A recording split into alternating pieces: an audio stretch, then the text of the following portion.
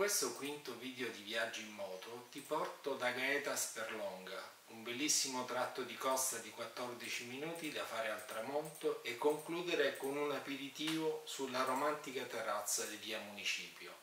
Come sempre ti consiglio di iscriverti al canale e di cliccare sulla campanellina qui sotto per essere aggiornato sui nuovi video. Buon viaggio!